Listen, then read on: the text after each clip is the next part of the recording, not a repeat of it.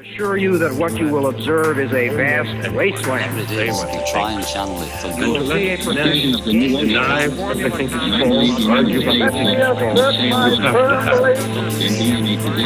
Free and uncorrupted communication.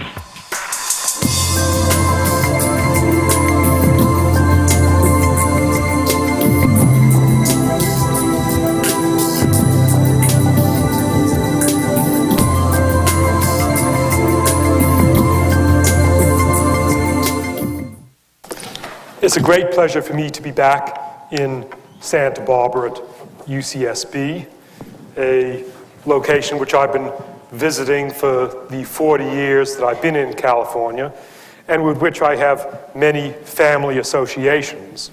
My wife's mother lived nearby here for many years. My niece is now an undergraduate here. Amy, I think you're out there somewhere. Hey, Amy.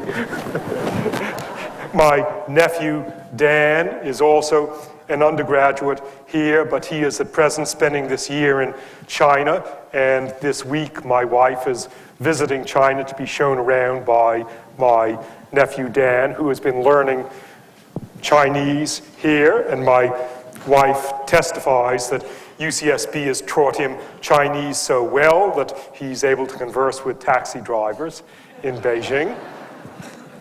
And my own twin sons, Max and Joshua, who are now high school seniors and applying to college, have applied to UCSB, so we shall learn either March 1st or April 1st about their possible fates here.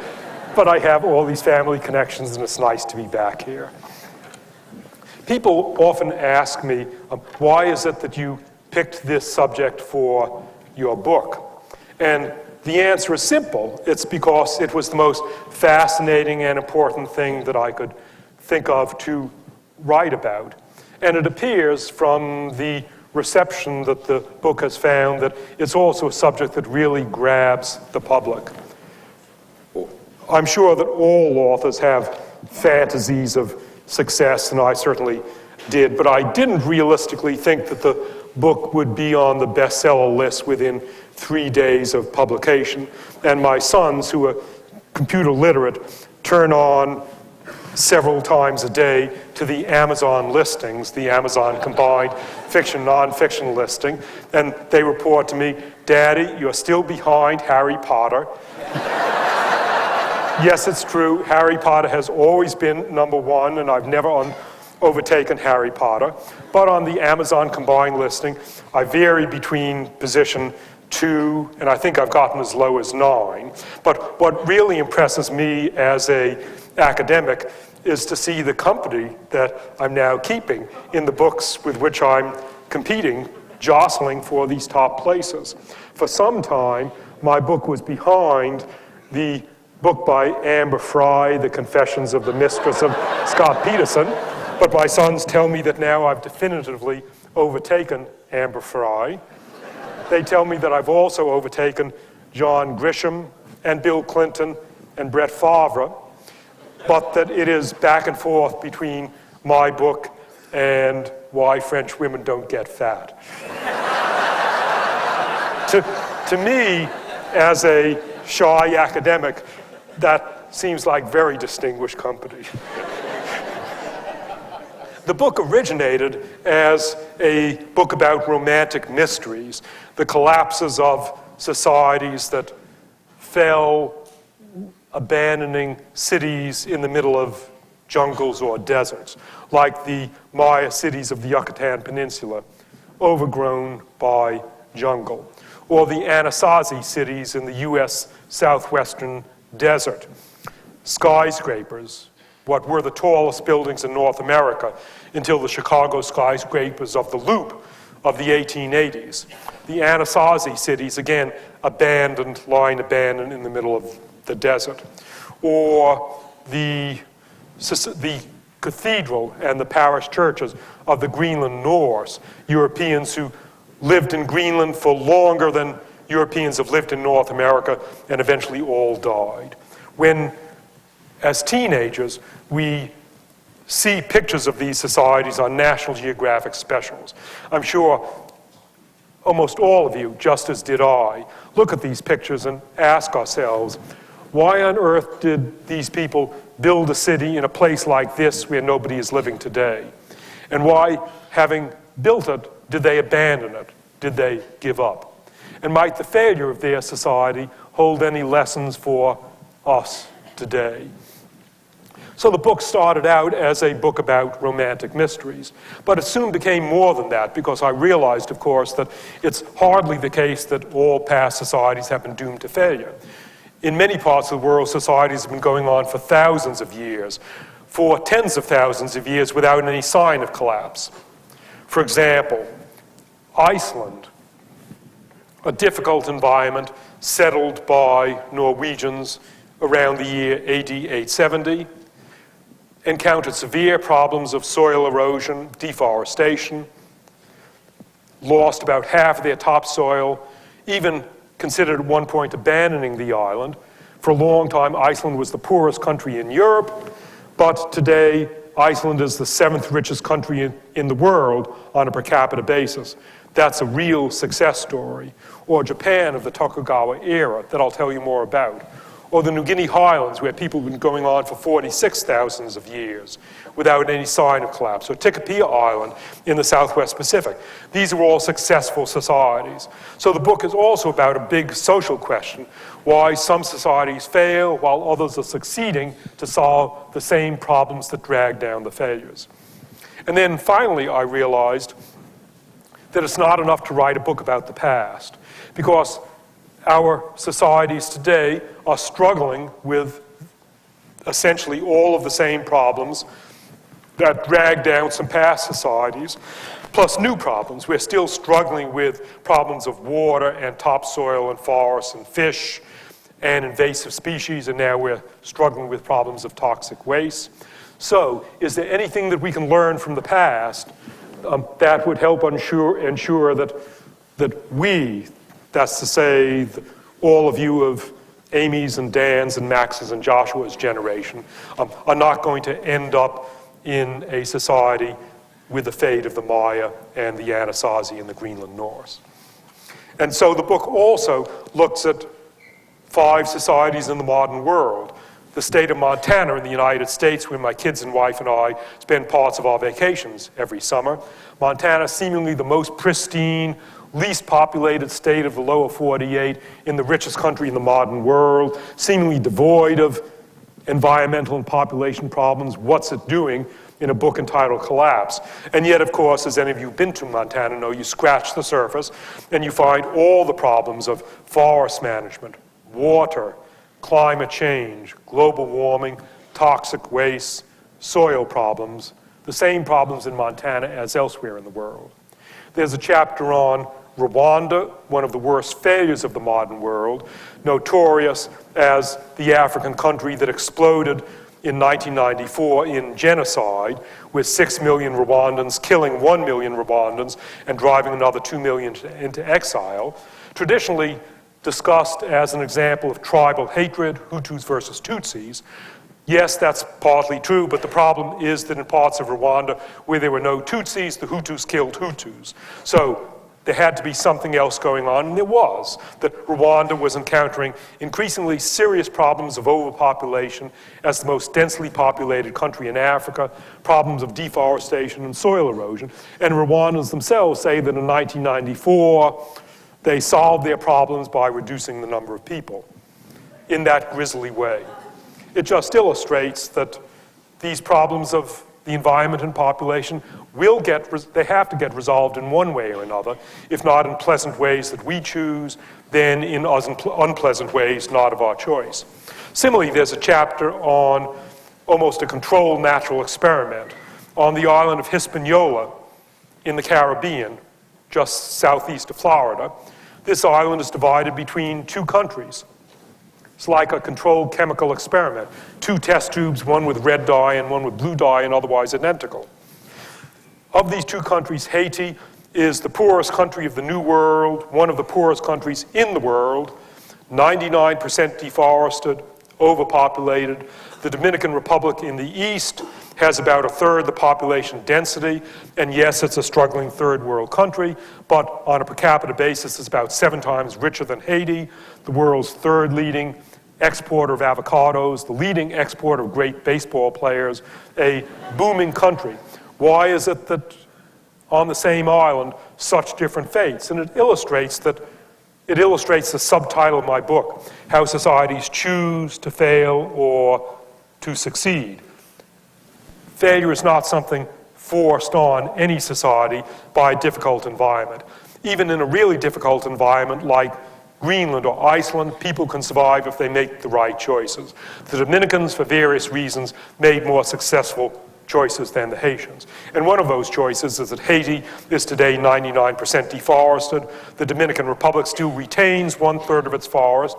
And the result is that when the hurricane came a year or two ago, with torrential rains, on the Haitian side, without forests to stabilize the soil, there were massive mudslides that buried and killed 3,000 Haitians, and almost nobody died of mudslides. On the other side, the Dominican Republic, that had retained its forest. There's a chapter on China, the world's most populous country, a country with some of the most severe environmental problems in the modern world, which are a problem for 1,300,000,000 Chinese, but because of China's growing impact on the rest of the world, China's problems automatically become the world's problems. And there's also a chapter in the modern world on Australia, the first world country living in the most fragile environment, but also considering today the most radical solutions to its environmental problems. So that's how the book evolved. I also evolved a framework for looking at problems of environment and population. Initially, I was going to examine human impacts on the environment, people inadvertently destroying the resources of water, fish, forest, topsoil on which they depended. And yes, that is one of the factors on my checklist. I now have a checklist of 5 factors that I run through when trying to understand why a society fails or succeeds. So one item is humans inadvertently hammering away at the resources on which they depend. But I realize that there's always more to it than that. One always has to consider a second item, the issue of climate change.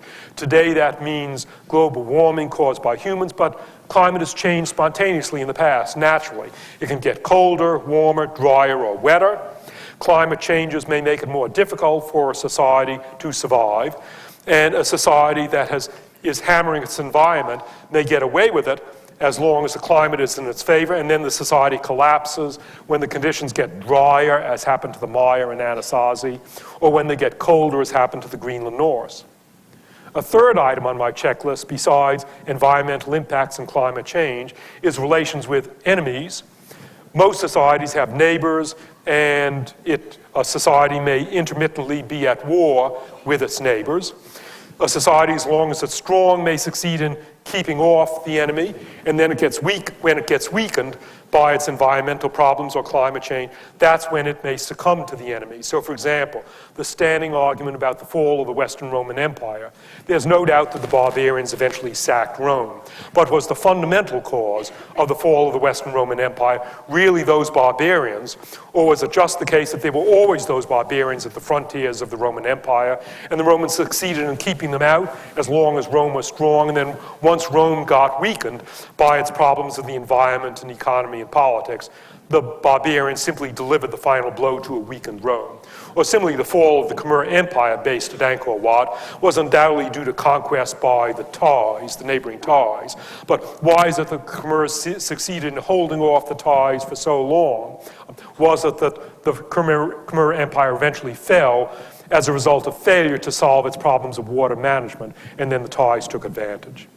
The fourth item on my checklist is relations with friendly neighbors. Again, most societies rely on neighboring societies for some essential raw materials, as the US relies today on other societies for oil, for some of our oil. And that means that a society that manages its own environment perfectly well may nevertheless collapse if it depends on, for imports, on another society that is fragile and collapses. We Americans are very aware of that risk.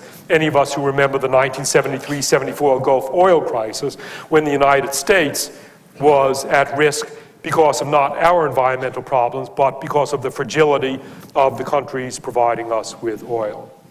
And then finally, the fifth item on my checklist, fifth and last item, is that one always has to ask about a society's responses. When any society is confronted with problems, some societies succeed in solving them and some don't. And so you always have to ask about the political and economic and social and cultural factors that enable some societies to respond appropriately while other societies respond unsuccessfully. Those then are the 5 items on my checklist that I examine for any society whose survival or collapse I'm trying to understand. That's abstract. Let me give you a concrete example of the collapse of the Polynesian society on Easter Island in the Southeast Pacific Ocean. And it's also the case, I think, that grabs people more than the collapse of any other past society for reasons that I'll explain to you. Easter Island is known as the most remote habitable scrap of land in the world. It's an island of 50 square miles, about 2,300 miles west of the coast of Chile and 1,300 miles east of the nearest Polynesian island, really isolated. But it's also famous for those gigantic stone statues that I'm sure all of you have seen in pictures and National Geographic specials.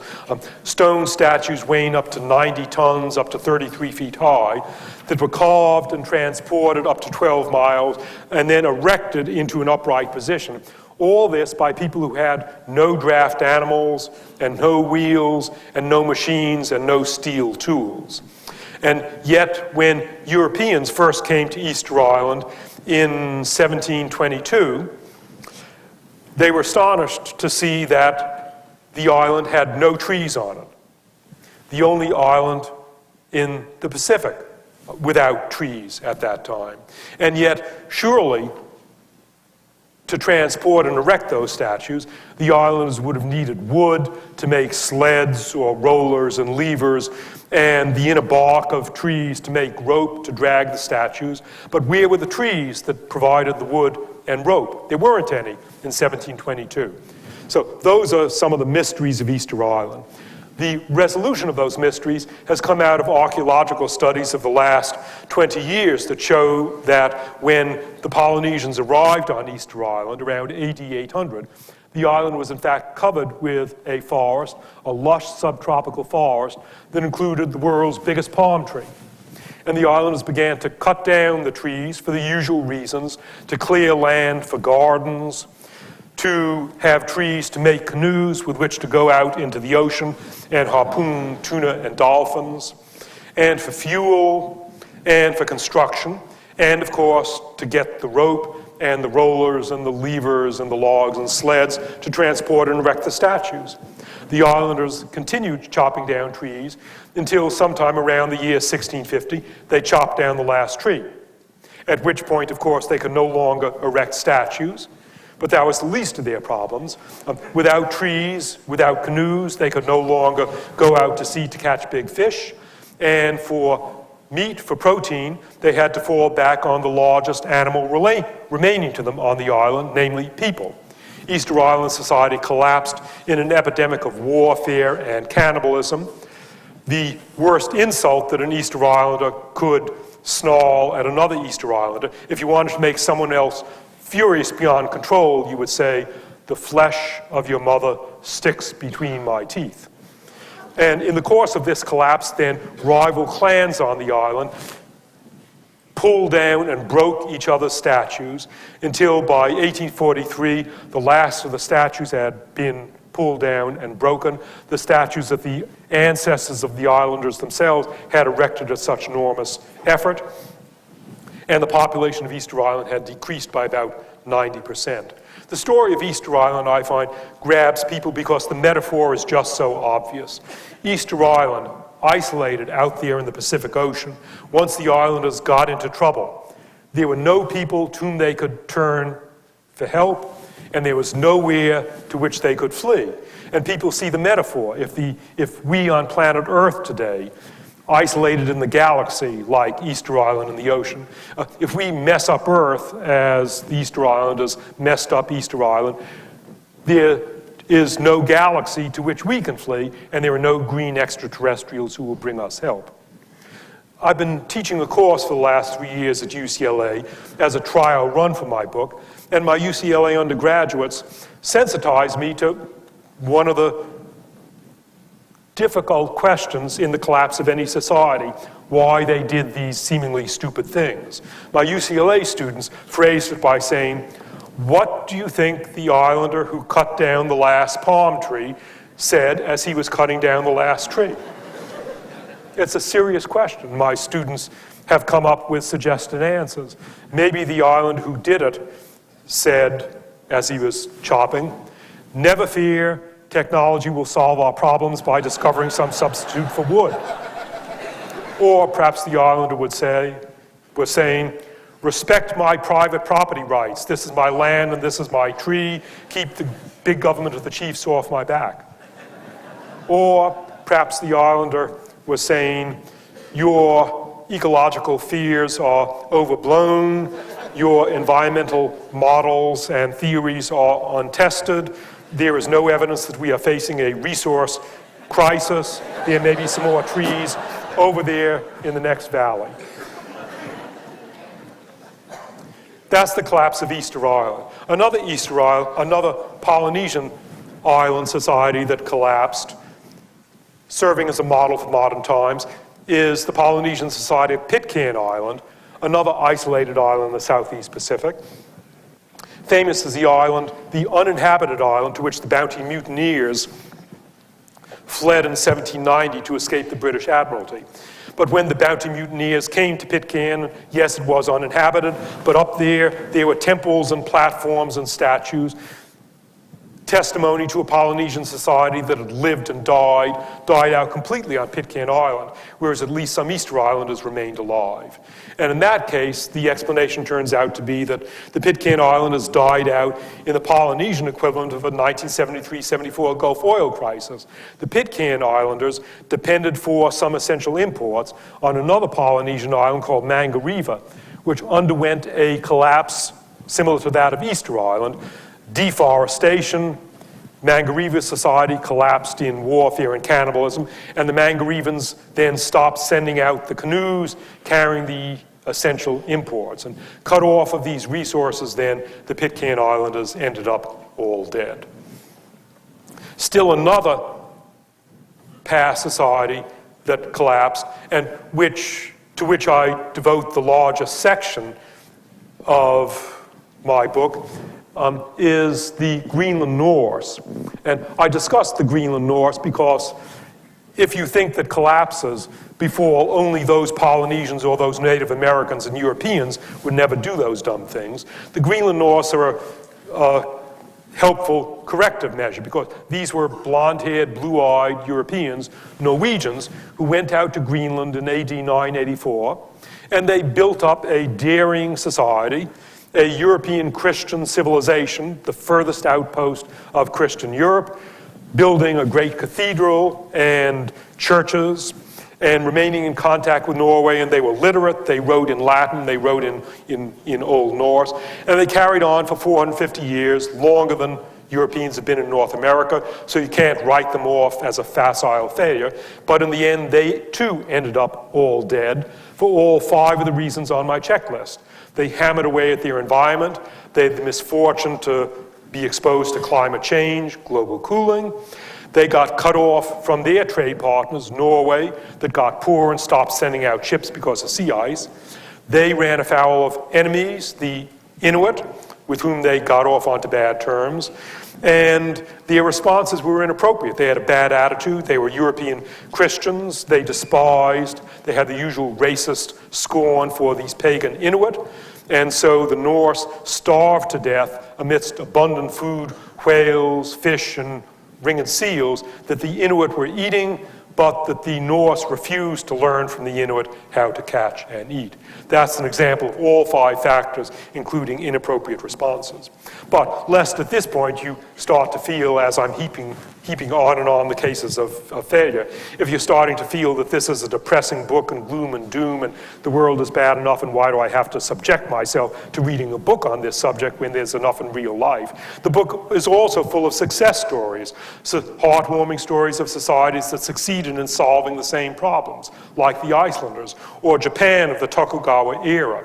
In the 1600s, Japan, coming to the end of 150 years of civil war, underwent a population explosion and a period of prosperity.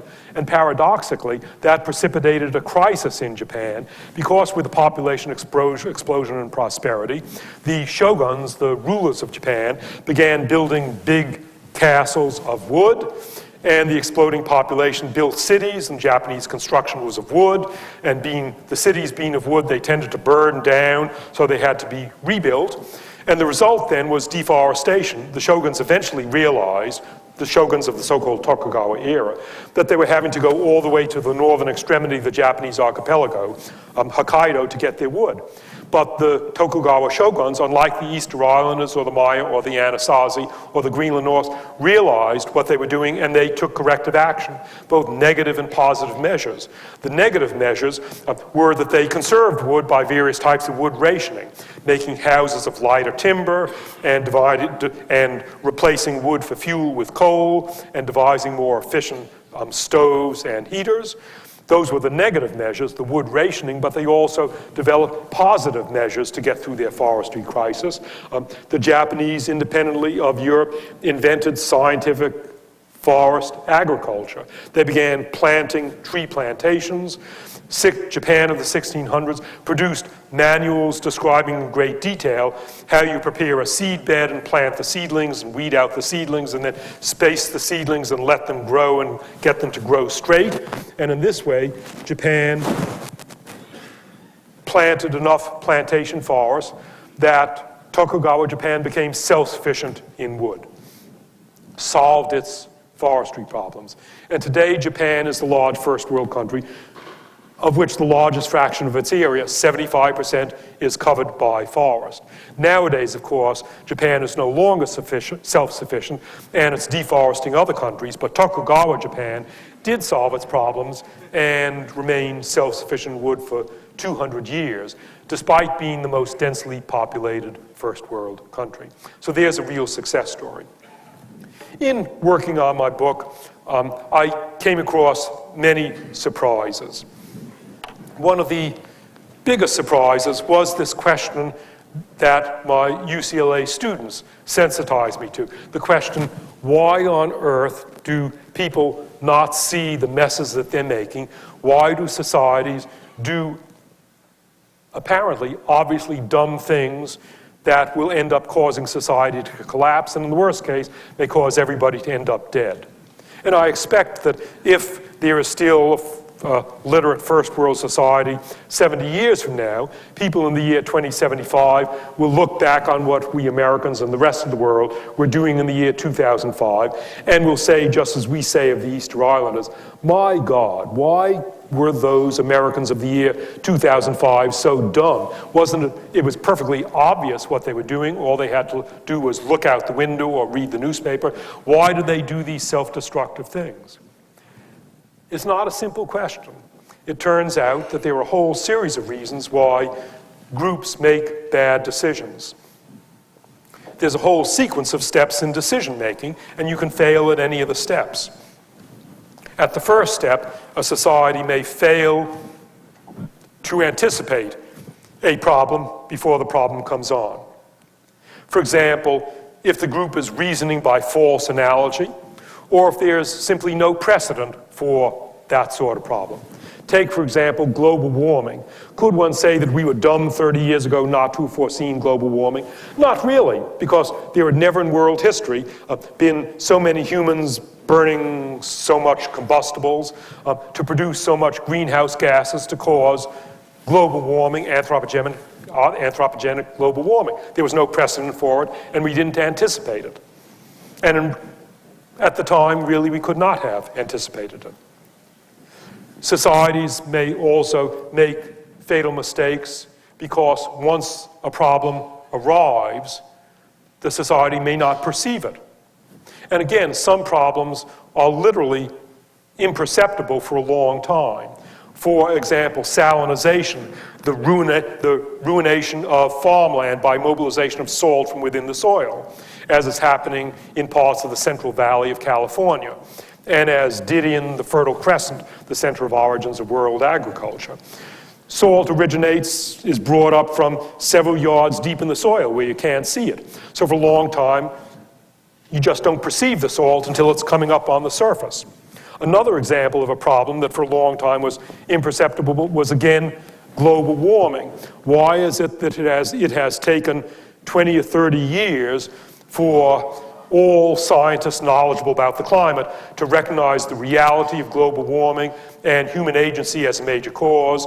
And why did it take 30 years for all except 2 of the governments on Earth to accept the reality of global warming? There's Australia and one other. And the explanation, it's not that climatologists and presidents were dumb.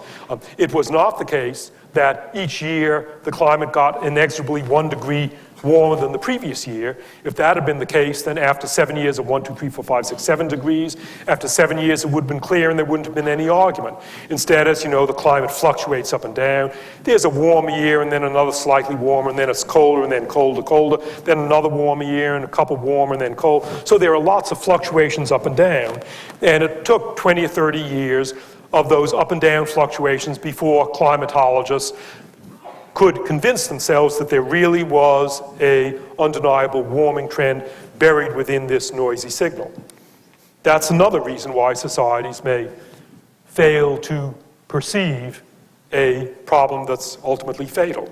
And still another reason, and this is really the most surprising one, is that once the problem has come on and is visible and people see it, surprisingly, societies often do not even try to solve a problem that they perceived.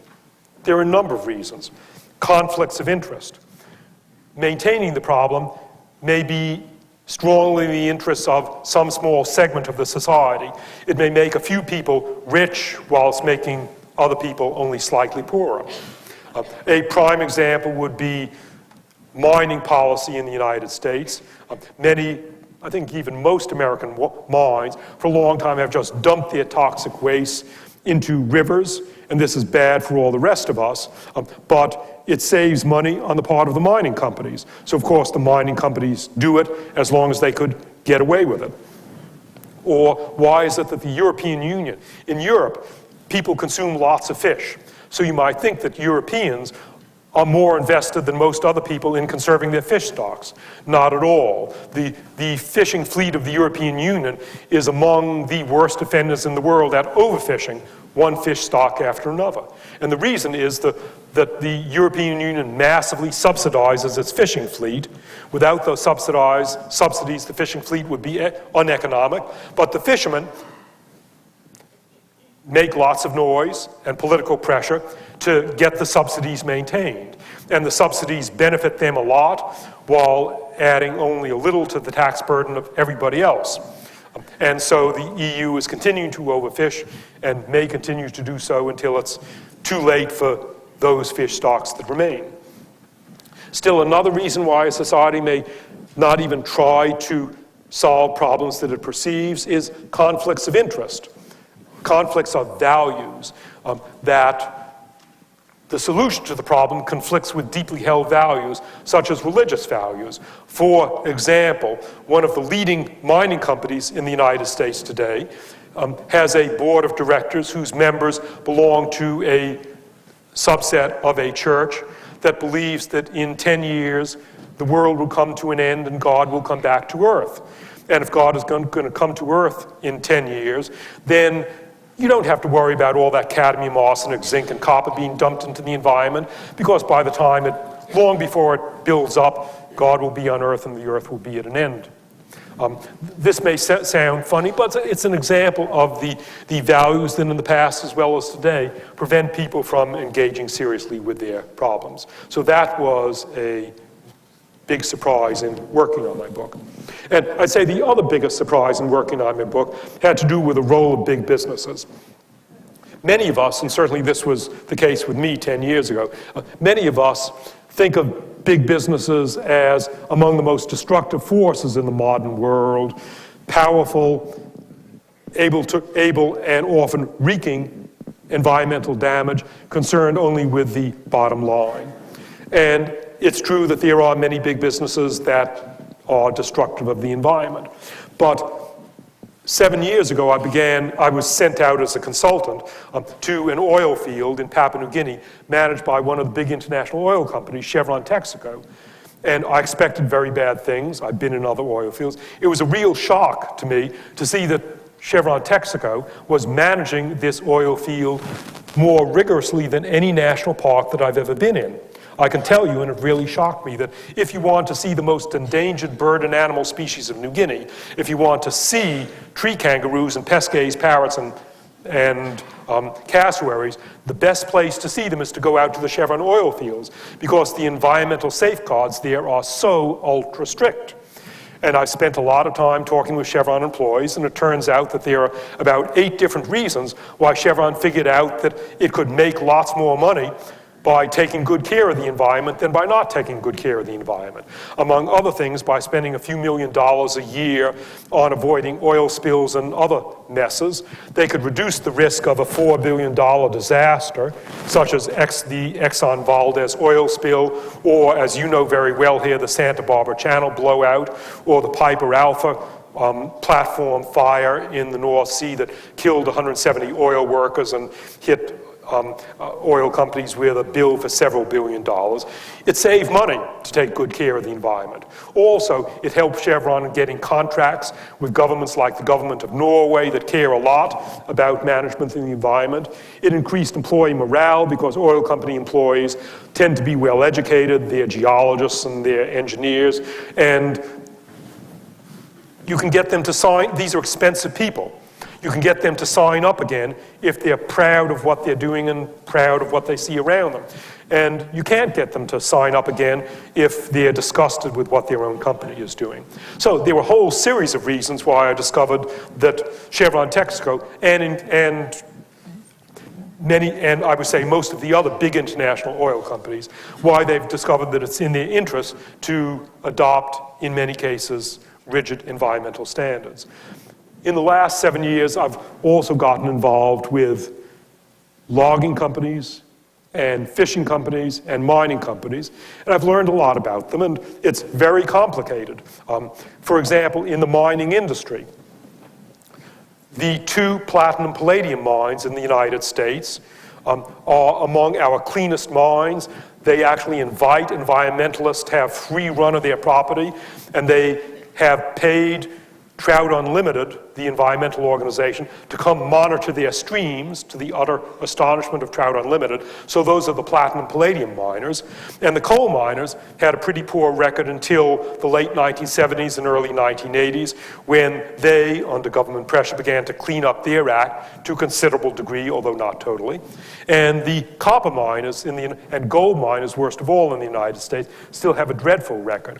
Why is it that platinum palladium mining and borax mining and titanium mining is cleaner than coal mining, which is cleaner in turn than copper and gold mining? The reasons have partly to do with differences among the economics and the practices, and also differences in the points of consumer pressure on these industries. So if you, and this surprised me to learn, if you as a consumer want to change the behavior of good business, of businesses, if you want businesses that are making a mess now to stop making a mess, you have to educate yourself. In many cases, in the case, say, of the Exxon Valdez oil spill, customers who were angry at Exxon could boycott Exxon gas stations, and Exxon felt their displeasure. But if you were angry at the practices of a gold mining company, it's useless to go pick at the gold mines because my gold wedding ring. I don't have the faintest idea where the gold in it came from. There's no way I can know, because gold is stockpiled for up to 20 years and it gets mixed, and then there are a series of 8 steps in the gold manufacturing process that involves mining and the smelters and the processors and the wholesalers and the retailers and the warehouses and the jewelry manufacturers, and then it finally all comes down to Walmart or to Tiffany's. And so it is useless to protest at the mine itself. You have to educate yourself. It turns out that where progress was made was that Tiffany's caught wind that there might be protesters out on the streets complaining about Tiffany's buying gold from these dirty sources. And Tiffany's is susceptible to consumer pressure, and so Tiffany's looked around to find the cleanest big mining company which they could, and they settled on Rio Tinto, which for various reasons behaves better than other mining companies, and then they left it to Rio Tinto to start putting pressure on the gold miners. So if you as a consumer want to change the behavior of big businesses, you have to educate yourself, and you can do it, but it's complicated. And that was the other big surprise for me. There are lessons that can be extracted from the past for the present. One transparent lesson is that we'd better take today our environmental problems and our population problems seriously, because essentially the same problems did in many societies in the past. They even did in societies 20,000 Easter Islanders with stone tools. So what do you think is going to happen with 6.5 billion of us today with bulldozers and nuclear energy? You better believe that we can damage our environment faster today than could the Easter Islanders. That's a transparent lesson. A deeper lesson, and this was one that I didn't appreciate until the last couple of months of work on my book, had to do with the role of the elite, the political elite, those in power, the wealthy within a society. Looking at past societies that succeeded or failed, I eventually realized that those societies that succeeded in solving their problems tended to be ones in which the elite could not or did not insulate themselves from the consequences of their actions, whereas in the past has been a blueprint for failure if the elite have been able to insulate themselves from the consequences of their actions. For example, you may ask, why did the Maya kings not just look out the windows of their palaces and see the deforestation and soil erosion on the hillsides and go do something about it? And the reason is that the Maya kings were able to insulate themselves from the consequences of their actions because they were feeding themselves by food taxed from the commoners.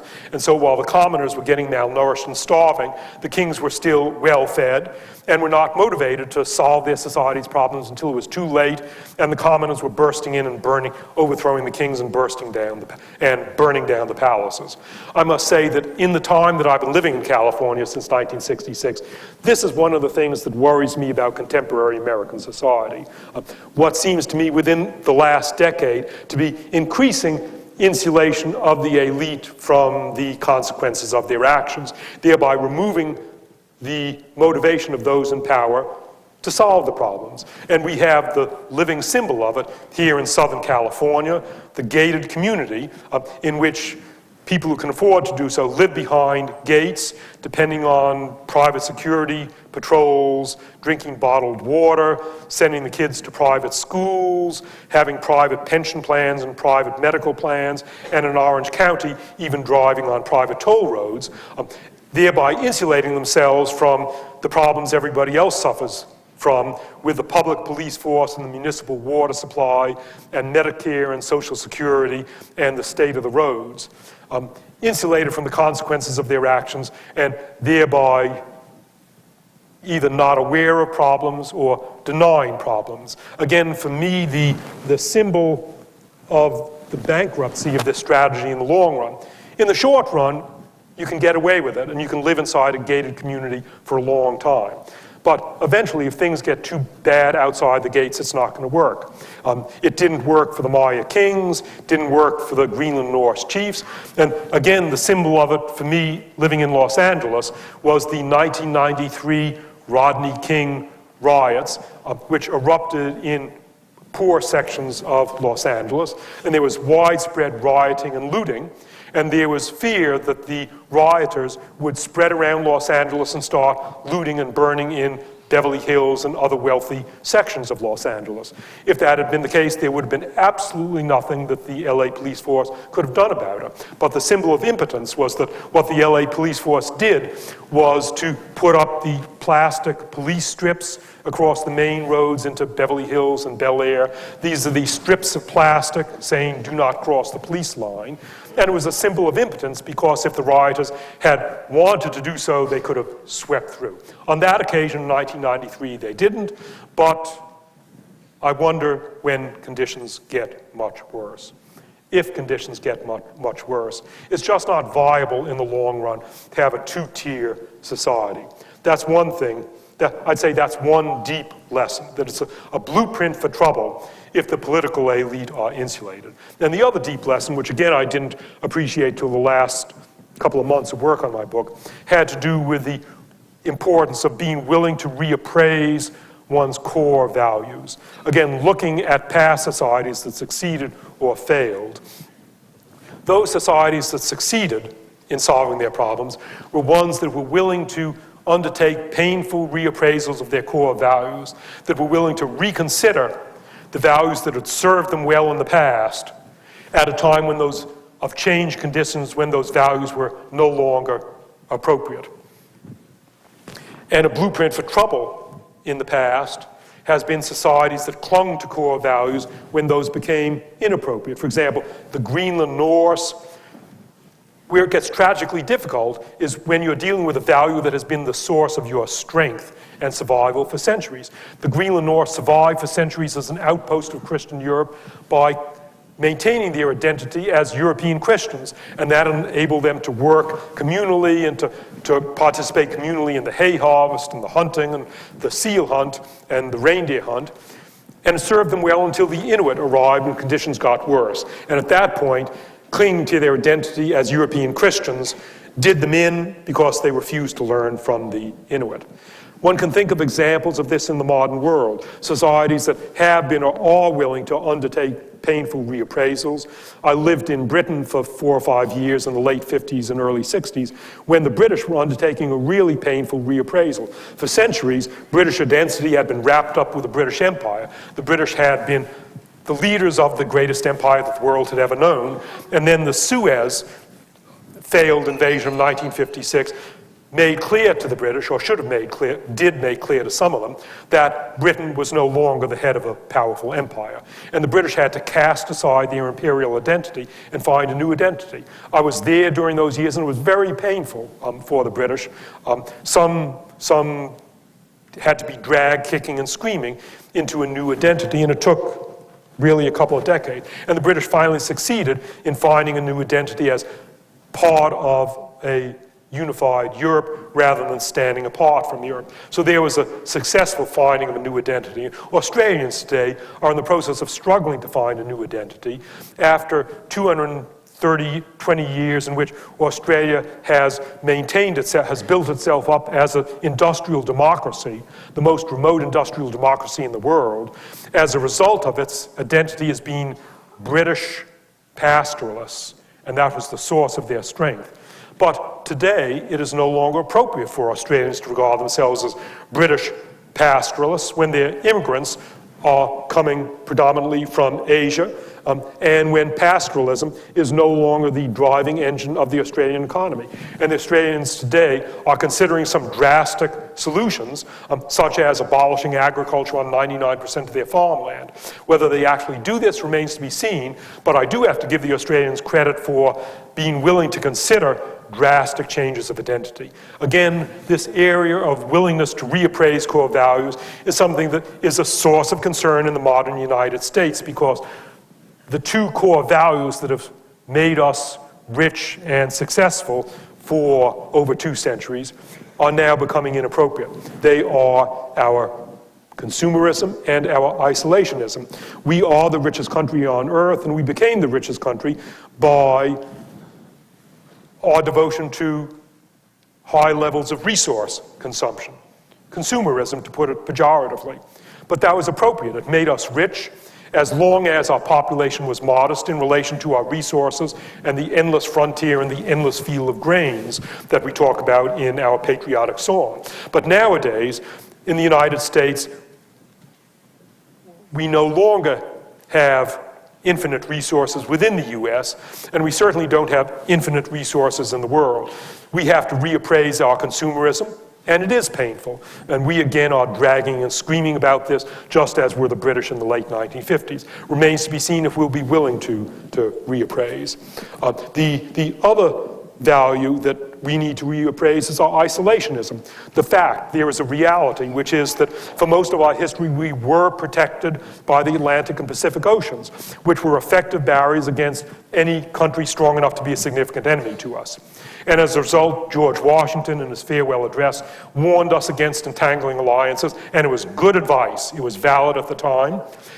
In World War I, we pulled out of our isolationism on a short-term basis to intervene in Europe, but then after World War I, we retreated into isolationism, and then in World War II, we got involved again. And today, we Americans are struggling with this same question. Are we going to get involved only on a short-term basis when some country around, some third world country blows up? Are we going to seek short-term military solutions, or we are going to reappraise our isolationism and get involved in long-term effective solutions to the fundamental problems of environment, public health, and family planning that cause remote countries to blow up? If 20 years ago you had asked a politician who knew nothing about the environment to name some countries of no geopolitical significance to the United States because they're so remote and poor that they could never cause us any trouble, the politician in the 1980s might have said, well, or 70s would have said, well, it's a no-brainer. The United States is surely never going to get any trouble from Somalia, Afghanistan, Haiti, Iraq, except for its oil. And yet, within the last 14 years, those countries have become, in this globalized world, of enough geopolitical significance that the American troops have gone in. But even we, the richest country on earth, we are now seeing that a short-term military intervention costs something like $280 billion on 150,000 troops. But there are about 24 countries out there waiting to blow up to become the next Somalia and Iraq and Afghanistan. Nepal and Haiti and Pakistan and Indonesia and the Philippines and Rwanda again. Lots of countries are waiting to blow up and give us trouble. And we can't afford $280 billion on 150,000 troops for short-term solutions to each of these couple of dozen countries. We have to reappraise our value of isolationism and get involved on a long-term basis in the underlying problems, now that the Atlantic and Pacific Ocean are no longer barriers, especially ever since September 11, 2001. We know that the Atlantic and Pacific do not suffice to keep out terrorists, nor emerging diseases, nor the unstoppable waves of immigrants, nor the calls for American troops. And that then is a fundamental appraisal, which I think we're starting to struggle with. Finally, people often ask me, Jared, are you an optimist or a pessimist? And after all of the things I've talked about, you might say, well, God, how can you avoid being a pessimist? The fact is that I'm a cautious optimist. My wife and I thought about these things before we had our children in 1987, and I was enough of an optimist then that we were willing to have children. I'm still enough of an optimist. I would say I'm a cautious optimist. By that I mean that, yes, we have serious problems, and if we don't confront them, they will mess us up, but they're problems of our own making, and so potentially we can solve them. Reasons for concern, for pessimism, are the point I mentioned, that today we have more people with more potent technology than ever before. That makes our current situation worse than at any time in the past. Another cause for pessimism is that the risk we face today is not the risk of an isolated collapse, as in the case of Easter Island or the Anasazi or the Maya. When the Anasazi collapsed in 1117 in the US Southwest, nobody on any other continent knew about it. None of the major Native American societies in North America knew about it because societies were isolated from each other. But today, when any place collapses, even Somalia, it affects all the rest of the world. That means that today the risk we face is not the risk of a local Easter Island-like collapse, but the risk of a global collapse. And that, again, might make you pessimistic. But the thing that, above all other things, makes me optimistic is the power of communication. The unique advantage that we enjoy today that no other past society has enjoyed. We're the first society in world history with television sets and with radios and with newspapers. And so you turn on the TV in the morning and you see what's happening in Nepal or Iraq or Afghanistan. And you see the messes and you can choose to learn from the messes if you wish to do so. And we're also the first society in world history with archaeologists. And so we read about studies by archaeologists, and we know about the problems that societies in the remote past have gotten into. When the Easter Islanders were chopping down that last tree in 1650, lacking television, the Easter Islanders had no way of knowing that at that same time, Tokugawa, Japan, was in the process of solving that same problem, deforestation. But the Easter Islanders, they had no chance to learn from remote contemporary societies because they didn't have our advantage of television, radio, and newspapers. And also the Easter Islanders did not have archaeologists, so that they had no way of knowing in 1650 that deforestation that was about to do them in had already done in the Anasazi and the Maya and the Mycenaean Greeks and other past societies. We are the first society in world history with the possibility of learning from the successes and failures of societies remote from us in space and remote from us in time. And that's the difference that makes me cautiously optimistic, and it was also one of the main motives for my writing my book, to motivate people to learn the lessons from the book of history. That's then all that I wanted to talk about. We now have time. I think there are microphones out there, and we can take questions if people would come to the microphone. I would particularly request that I would favor those of you who are under 30, preferably under 25, and those of you who are students, rather to come to the microphone, because you are the people who are going to feel the consequences of these events, and you're going to have to be the solution.